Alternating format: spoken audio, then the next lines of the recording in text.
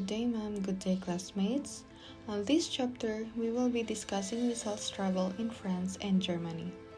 So let's take a look at his life in these two countries, and I am sure that whatever transpired at that time would teach us valuable lessons.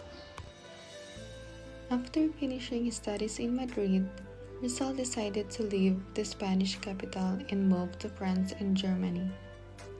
His decision to migrate into these two countries was due to his desire to specialize in ophthalmology. His preference for ophthalmology as specialization in medicine was prompted by his desire to cure the eye ailment of his mother. Side by side with his studies in ophthalmology, Rizal continued his observations of the government and laws, as well as the customs and traditions of France and Germany. This chapter is focused on Rizal's sojourn in these two countries. Rizal in Paris, 1885 to 1886. Rizal was already 24 years old and a full-fledged surgeon when he migrated into Paris, cited by Zulueta 2004. His sudden decision to move into Paris was brought about by his intention to specialize in ophthalmology. After going into Paris, Rizal went to Barcelona, Spain to visit Maximo Viola, a medical student from San Miguel, Bulacan. They agreed to have a grand tour of Europe once Rizal completes his medical studies in France and Germany. Rizal worked as an assistant at the eye clinic of Dr. Louis de Wecker for 4 months. From Dr. de Wecker, Rizal learned the following: the actual performance of eye operation, recent studies in the ailments of the eyes, and the various techniques of eye operation. Outside his working hours in the eye clinic, Rizal took time to visit his fellow Filipinos in the city. He frequented the residences of Felix R. Hidalgo, Pardo de Tavera, and Juan Luna. His frequent contacts with other Filipinos in the city contributed immensely to his ability to learn and speak French fluently. For a time, he stayed with Juan Luna in the latter's studio in Paris. Here, Rizal became Luna's model in 2 of his historical canvases, The Blood Compact and The Death of Cleopatra. He posed as a cicatuna in The Blood Compact and as a priest in The Death of Cleopatra. While he is in France, he organized a social club called Kidlat Club, which brought together young Filipinos residing in France. Soon the members of the said club founded a new Filipino society, the Indias Bravos, an organization that envisioned Filipinos being recognized by Spain for being excellent in fields of knowledge.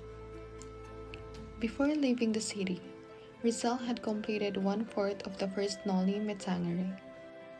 He also continued his study on various languages and practiced his artistic skills, and he finished 2 statues, The Beggar and the Maid with a Basket. After Rizal's travel in Paris, he left for Germany on February 1, 1886 due to its high cost of living which he could not cope with. On February 3, 1886, he arrived in Heidelberg. Heidelberg is a historic city in Germany, famous for its old university and romantic surroundings. There, Rizal became a member of Jasper's Club of Heidelberg. He also became popular in German students because in their drinking sprees. After a few days, Rizal dedicated to transfer to a boarding house close to the University of Heidelberg. He was privileged to work at the eye hospital of the university under the tutelage of Dr. Otto Becker. It was at this university town where he perfected the techniques of diagnosing eye ailments, which he learned under Dr. Louis de Wecker. Rizal wrote a letter to his sisters, Maria and Trinidad. In his letter, he described Germany as a country of order and obedience, He also described German students as affectionate, respectful, modest, and not boastful.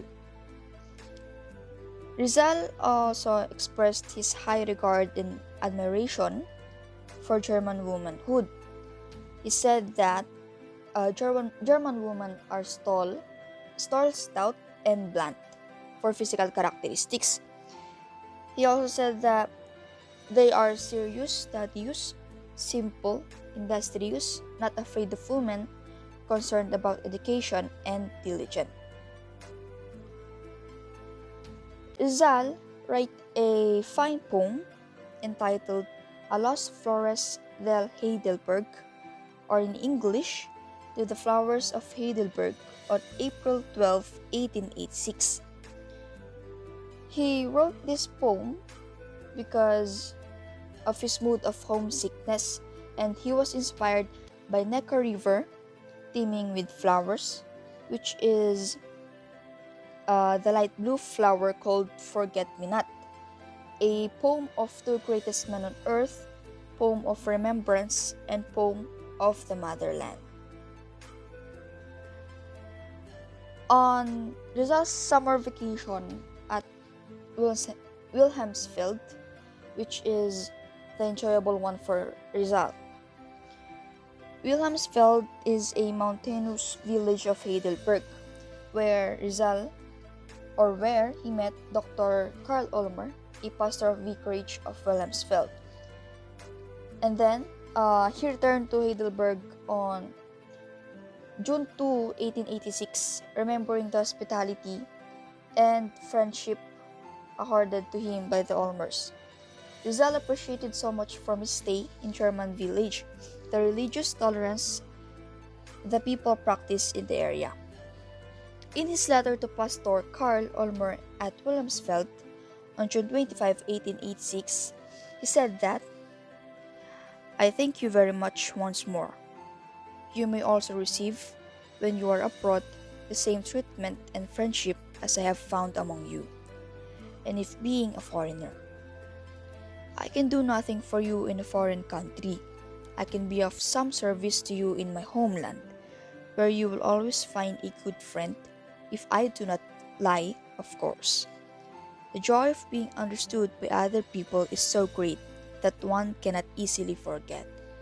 You understand me too, in spite of my brown skin, which to many people is yellow, as if that were puzzling or absurd. On July 31, 1886, Rizal wrote his first letter in German to Professor Ferdinand Blumentritt, a director of the Ateneo of Leitmeritz, Austria. He is also an Austrian ethnologist, and he has an interest in the Philippine language. In his letter, he said, I have heard that you are studying our language, and that you had already published some work about it. Permit me to send you a valuable book written by a countryman in our language. The Spanish version is mediocre because the author is only a modest writer, but the Tagalog part is good, and it is precisely the language spoken in our province. Accompanying his letter was a book entitled Arithmetica, which is published in two languages, Spanish and Tagalog, and published by the University of Santo Tomas Press in 1868, authored by Rufino Baltazar Hernandez, a native of Santa Cruz, Laguna. Rizal's first correspondence impressed Blumentritt. In return, he sent Rizal two books which marked as the beginning of the frequent communication through medium of writing. Rizal to Leipzig and Dresden. Rizal arrived in Leipzig on August 14, 1886 on board a train. Part of his activities in this city was to attend at the lectures given by German professors in history and psychology. He came to know Professor Friedrich Ratzel and Dr. Hans Mayer. He translated Schiller's Millantel in Tagalog during Rizal's stay in Leipzig. He works as a proofreader in a publishing company to augment his allowance. He stayed in the city for 2 months and left Leipzig on October 29, 1886 and went to Dresden. During Rizal's stay in Dresden, he met Dr. Adolf Meyer, the director of Anthropological and Ethnological Museum in the city. After 3 days visit, Rizal left Dresden for Berlin by train. Rizal arrived in the evening of November 1, 1886.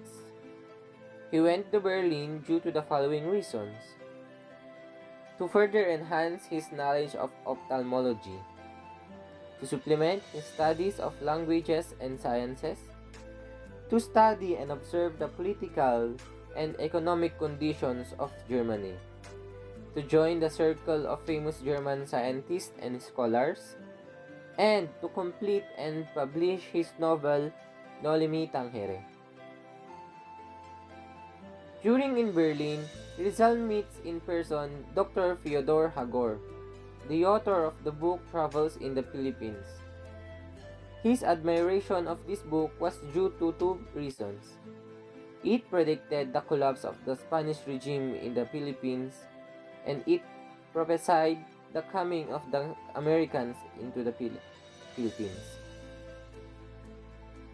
Rizal's acquaintance with Dr. Hagor through a letter of introduction from Ferdinand Blumentritt resulted into his friendship with numerous German intellectuals, like the following: Dr. Rudolf Virchow, a German anthropologist; Dr. Hans Virchow, a German professor of descriptive anatomy; Dr. Joest, a famous German geographer; Dr. Karl Ernest Schwinger, a noted German ophthalmologist.